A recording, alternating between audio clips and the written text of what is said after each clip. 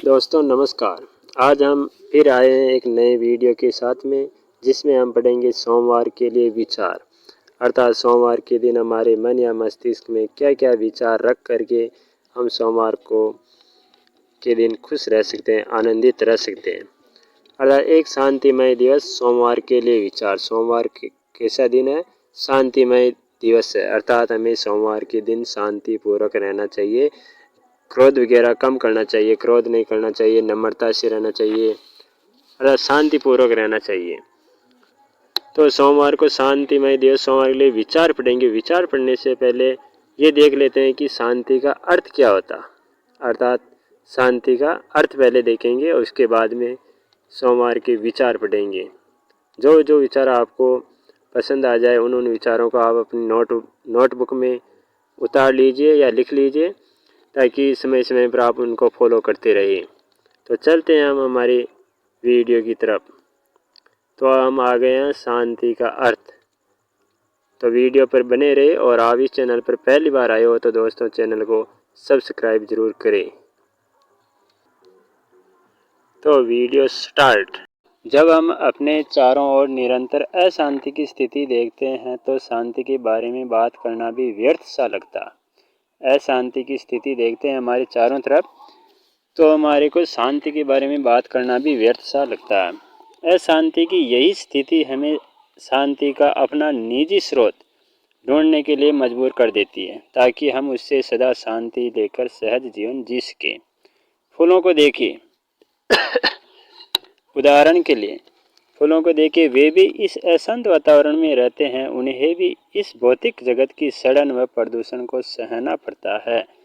अर्थात हमें भी फूलों की तरह बनना चाहिए। फूलों को देख, अशांत वातावरण है, फिर भी वो सड़न प्रदूषण सबको सहन करता है। लेकिन वे जहाँ भी पाए जाते हैं, चाहे भीड़ भाड़ वाली जगह हो, सड़क के किनारे हो, दलदल के पास, मरुस्थल में, कांटों के बीच, या कभी कभी गोबर के ढेर पर भी, परंतु वे सदा सुंदर, खिले हुए और सुगंधित रहते हैं। फूलों को देखिए, फूल चाहे भीड़ भाड़ वाली जगह हो, सड़क के किनारे हो, दलदल में हो, मरुस्थल में हो, कांटों के बीच हो, या कभी कभी गोबर के ढेर पर भी हो, फिर भी वे सदा सुंदर और खिले हुए और सुगंधित रहते हैं। देखो, अर्थात सदा वो खिले हुए रहते हैं, सुंदर रहते हैं, सुगंधित रहते हैं। अर्थात वो शांति के प्रतीक। फूल प्रत्येक अवसर पर, यहाँ तक कि अति दुखद अवसर पर भी इसका उपयोग किया जाता है। फूलों का जो उपयोग किया जाता है हर अवसर पर किया जाता है, चाहे सुख का हो चाहे दुख का हो। दुखद अवसर पर भी इसका प्रयोग किया जाता है, जैसे श्रद्धांजलि देने के लिए, समाधि आदि पर चढ़ाने हेतु फूल शांति के प्रतीक है। यह उनका स्वभाव है। फूल किसके प्रतीक है? तो फूल शांति के प्रतीक है। अर्थात हमें भी फूलों की तरह बनना चाहिए, अर्थात हमें भी फूलों की तरह शांति रखनी चाहिए। अब देखो आगे,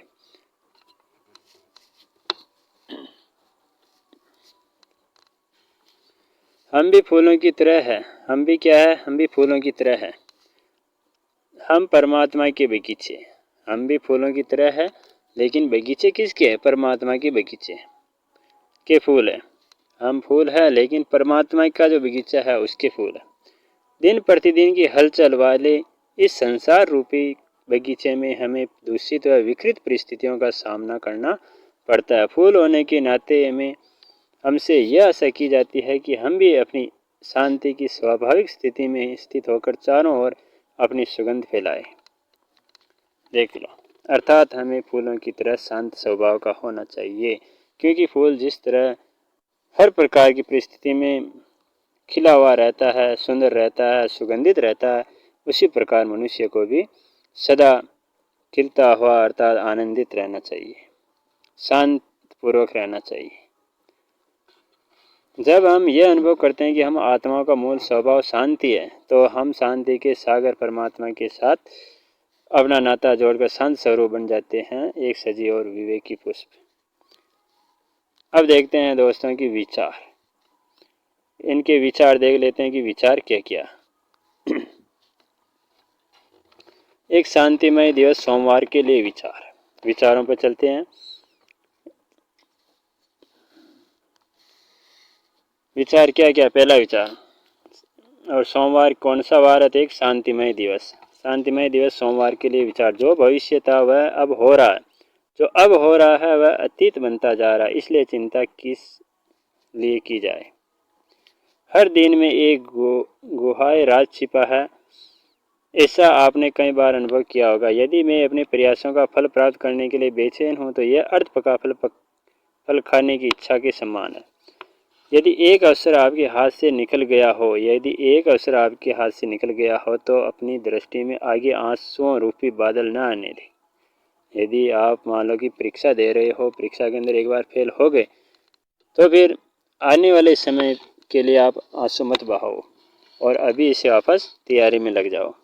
इसलिए कहा गया कि यदि एक अवसर आपके हाथ से निकल गया तो भी अपनी दृष्टि के आगे आंसुओं रूपी बादल न आने दे। अपनी दृष्टि साफ रखिए ताकि अगला अवसर भी हाथ से न निकल जाए। सही बात कहा गया है कि जो निकल गया जो तो निकल गया, लेकिन अब आंसू मत बहाओ ताकि अगला अवसर हाथ से न निकले।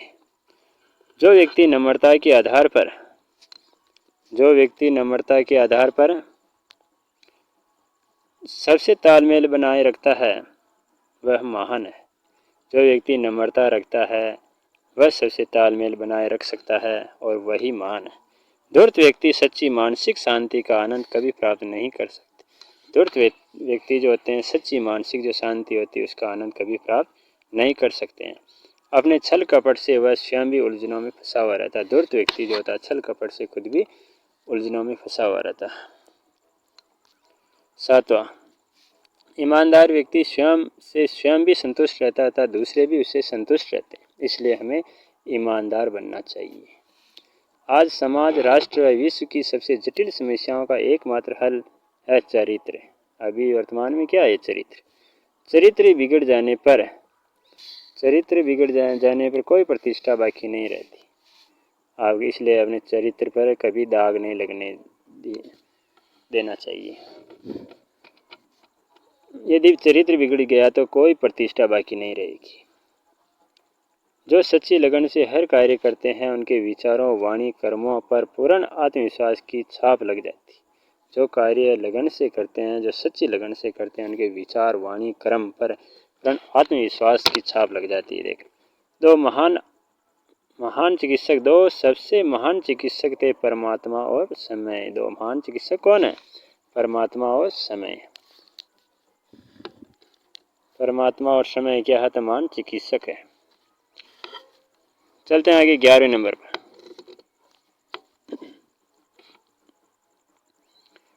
यदि आप दूसरों को यह विश्वास दिलाने की कोशिश करते हैं कि आप वह है जो कि आप नहीं है तो मूर्ख कौन बना।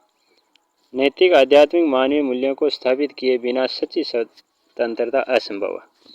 जब आप क्रोधित होते हैं तो बहुत सारी शक्तियां नष्ट हो जाती है, अतः शक्ति का प्रयोग बुद्धिमत्ता से करिए। इसलिए अर्थात कहा गया इसमें कि आपको क्रोध को कम से कम करना है, अर्थात क्रोध को कंट्रोल में रखना।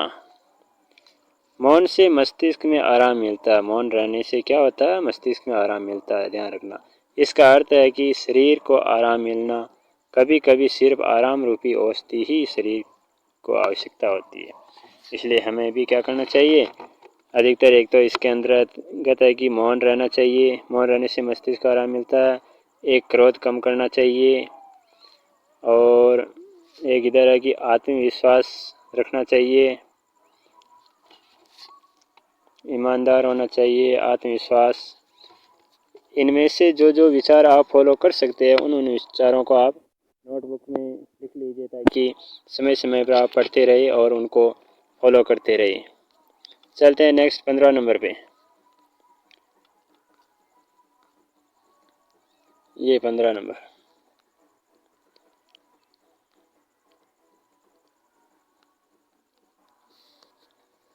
शांति व सहनशीलता वातानुकूलित कक्ष जैसी शीतलता प्रदान करती है। इनसे मनुष्य की कार्य क्षमता बढ़ती है।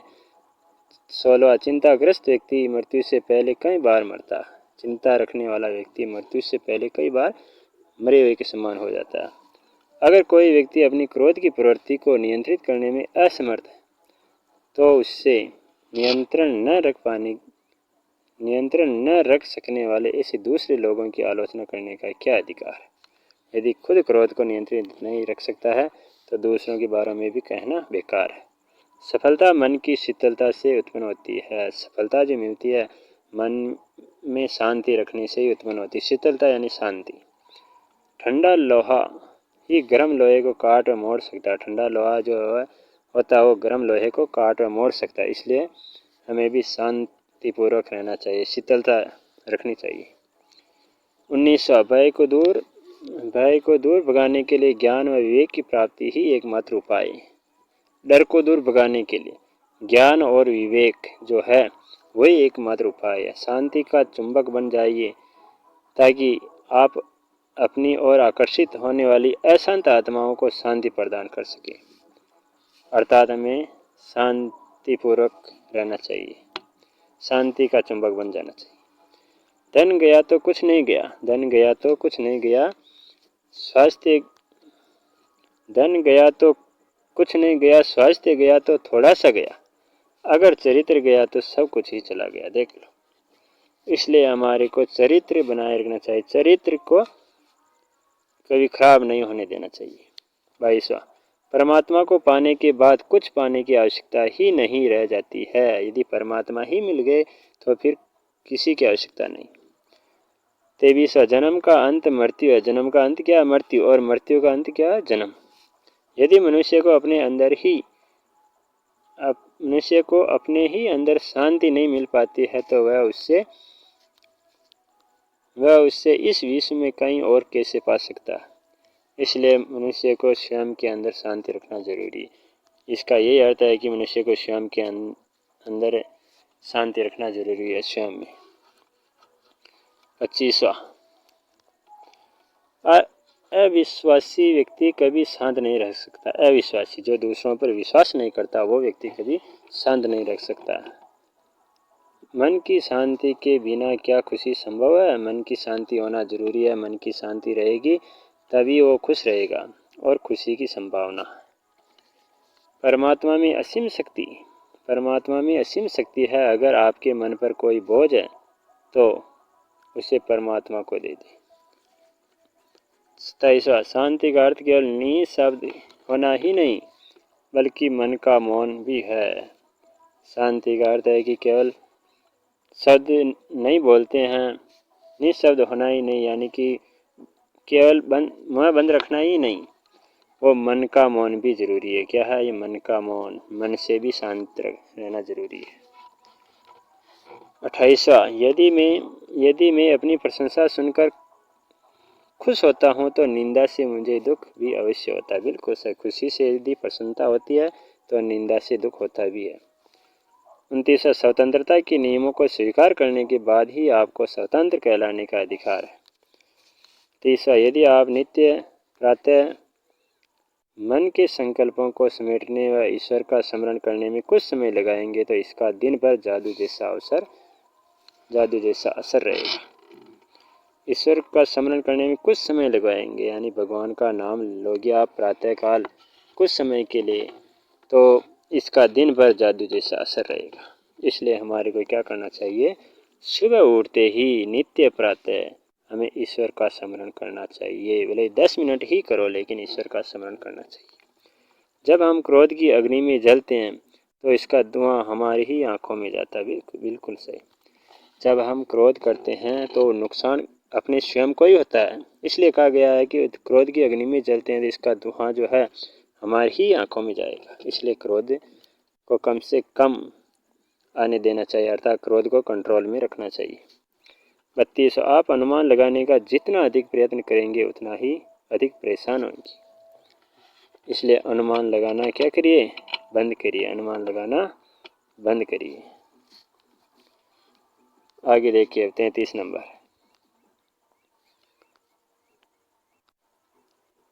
33 नंबर देखते हैं। जहाँ बुद्धि प्रयोग की आवश्यकता होती है वहाँ बल प्रयोग करने से कोई लाभ नहीं। बिल्कुल से जहाँ पर बुद्धि का प्रयोग करना चाहिए वहाँ पर बल का प्रयोग करने से कोई लाभ नहीं मिलता। बुद्धि की जगह काम आती है, बल की जगह काम आता है। 34 शांति को बाहर खोजना व्यर्थ है। शांति तो मन के अंदर रखनी चाहिए। शांति को बाहर खोजना व्यर्थ है, क्योंकि वह तो आपके गले में पहना हुआ हार है। क्योंकि शांति तो आपके अंदर होनी चाहिए, बाहर कहाँ ढूंढोगे आप। 35 मूर्ख व्यक्ति कभी संतुष्ट नहीं हो सकता। मूर्ख व्यक्ति यदि वो मूर्खी है तो वो कभी संतुष्ट नहीं हो सकता, जबकि बुद्धिमान व्यक्ति की सबसे बड़ी पूंजी संतुष्टता है। बुद्धिमान जो व्यक्ति होता है वो संतुष्ट रहता है। जब आप क्रोध करते हैं तो आपका स्वभाव ही नहीं बिगड़ता, बल्कि और भी बहुत कुछ बिगड़ जाता है। देख लो, आप गुस्सा करते हो तो आपका स्वभाव ही नहीं बिगड़ता, बल्कि बहुत कुछ बिगड़ जाता है। इसलिए आपको क्रोध नहीं करना। शांत स्वभाव वाले व्यक्ति को मूर्ख बनाना असंभव है। जो शांत रहता है, शांत स्वभाव वाले व्यक्ति को कोई मूर्ख नहीं बना सकता, वो असंभव है। 38 यदि हर व्यक्ति के मन में विचारों का तालमेल हो तो समाज में सामंजस्य और स्नेह स्वतः ही प्रतिबिंबित होगा। यदि आप किसी स्थिति में हैरान होते हैं तो आप शीघ्र ही परेशान भी हो जाएंगे। 40 क्रोध की आग बुझाना ही यथार्थ में मस्तिष्क के तापमान का नियंत्रण है। क्रोध की यदि आग आप गुस्से को कंट्रोल में कर रहे हो, इसका मतलब मस्तिष्क के तापमान को नियंत्रित कर रहे हो। इसलिए हमारे गुस्सा नहीं करना चाहिए। 41 हथियार स्वयं खतरनाक नहीं होते हैं। वे हथियार जो होते हैं खुद खतरनाक नहीं होते, परंतु मानव के अंदर छिपा हुआ क्रोध उन्हें हानिकारक बना देता है। इसलिए हमें क्रोध नहीं करना चाहिए, शांतपूर्वक रहना चाहिए। यदि हम यथार्थ रीति समझ ले कि युद्ध मनुष्यों के मन में पैदा होता, युद्ध जो होता है वो कहाँ पैदा होता है, मनुष्य के मन में पैदा होता है, तो हम मानसिक शांति के लिए और अधिक प्रयास करेंगे।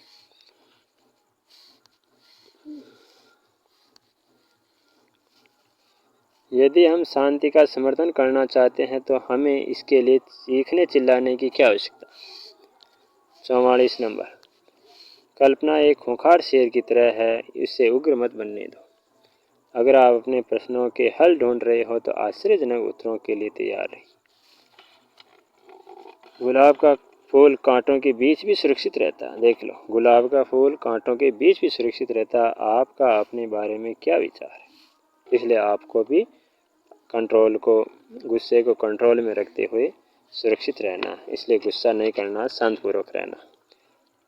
क्रोध मनुष्य को पागल बना देता है। देखो, क्रोध जो है, गुस्सा है जो मनुष्य को क्या बना देता है, मनुष्य को पागल बना देता है। इसलिए मनुष्य को कभी भी क्रोध नहीं करना चाहिए।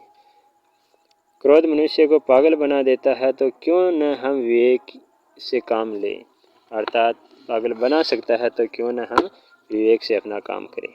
क्रोधी व्यक्ति वास्तव में स्वयं के साथ भी क्रोधित रहता है। क्रोधित जो व्यक्ति होता है वास्तव में खुद के ऊपर भी वो गुस्सा करता है, खुद के ऊपर भी वो क्रोध करता है। 49 नंबर, आप जितना कम बोलेंगे दूसरे व्यक्ति उतना ही अधिक ध्यान से सुनेंगे। ये बात जरूर सही, बिल्कुल 100% सही है कि आप जितना कम बोलेंगे उतना ही दूसरे व्यक्ति अधिक ध्यान से सुनेंगे, और आप अनावश्यक बोलते रहेंगे तो आपकी कोई नहीं सुनेगा। यदि आप हर कार्य पूरी लगन से करते हैं तो आपको कभी पछताना नहीं पड़ेगा, क्योंकि हर कार्य आप लगन से कर रहे हो तो आपको कभी भी पछताने की ज़रूरत नहीं है। दोस्तों, वीडियो देखने के लिए धन्यवाद, और ये वीडियो आपको कैसा लगा ये कमेंट बॉक्स में ज़रूर बताइए। और आप इस चैनल पर पहली बार हो तो दोस्तों इस चैनल को सब्सक्राइब ज़रूर करें। धन्यवाद।